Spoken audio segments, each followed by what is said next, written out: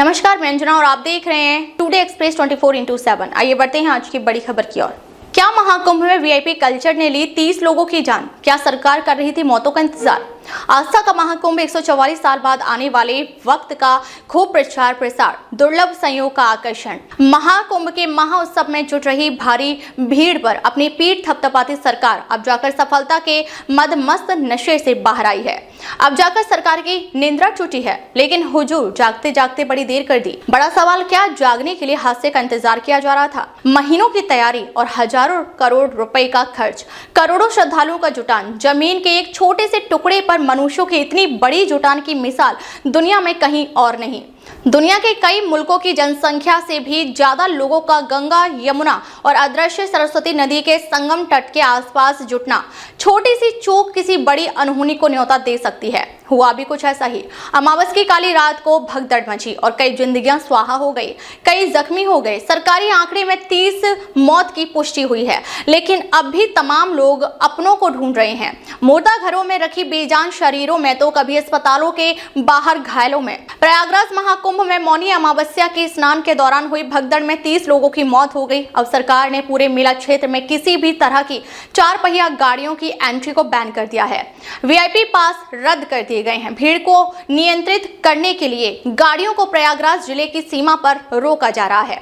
प्रयागराज महाकुंभ के अमृत स्नानों में मौनी अमावस्या का सबसे ज्यादा महत्व माना जाता है। भीड़ भी जुटी, 8 करोड़ से भी ज्यादा श्रद्धालुओं के जुटने का अनुमान था और श्रद्धालुओं का रैला अनुमान से भी कहीं ज्यादा पहुंच गया।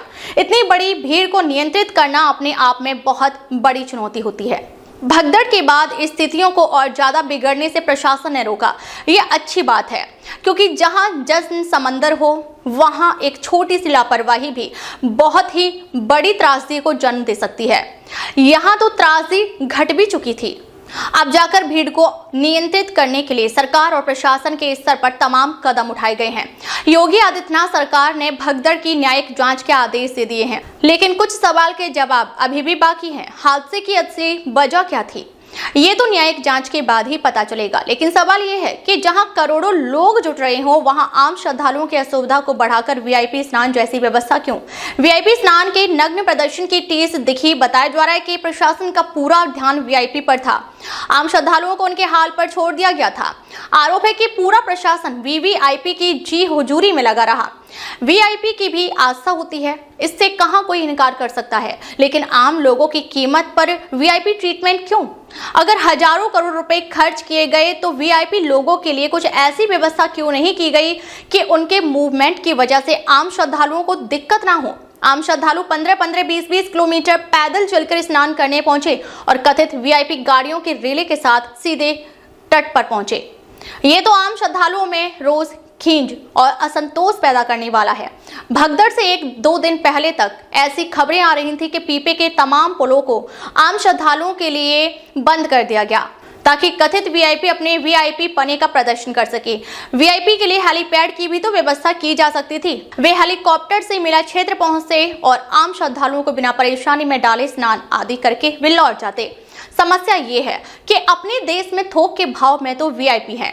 महाकुंभ जैसे बड़े आयोजनों के लिए तो वीआईपी लिस्ट की कायदे से काट छांट होनी चाहिए, लेकिन नहीं, थोक के भाव में वीआईपी पास बच रहे हैं। वीआईपी होना और वीआईपी ट्रीटमेंट की डिमांड और कुछ नहीं, एक मानसिकता है।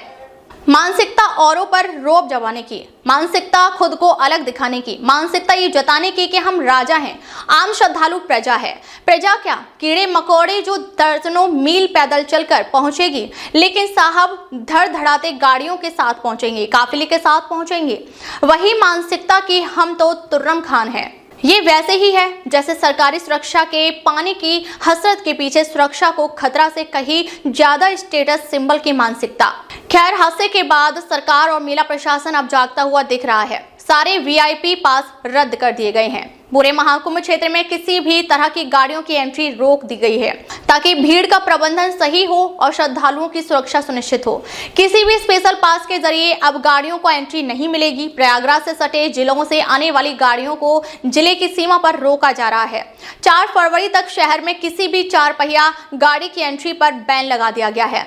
सड़कों के किनारे से स्ट्रीट वेंडर्स को हटाने का निर्देश दिया गया है, ताकि श्रद्धालु आबाद तरीके से आगे बढ़ते रहें। ये एहतियाती उपाय जरूरी हैं, लेकिन सरकार और प्रशासन को ये ध्यान देना होगा कि जो श्रद्धालु स्नान करके घर लौटना चाहते हैं वो इन सख्तियों की वजह से ना फंस जाएं, उन्हें हद से ज्यादा भटकना ना पड़े।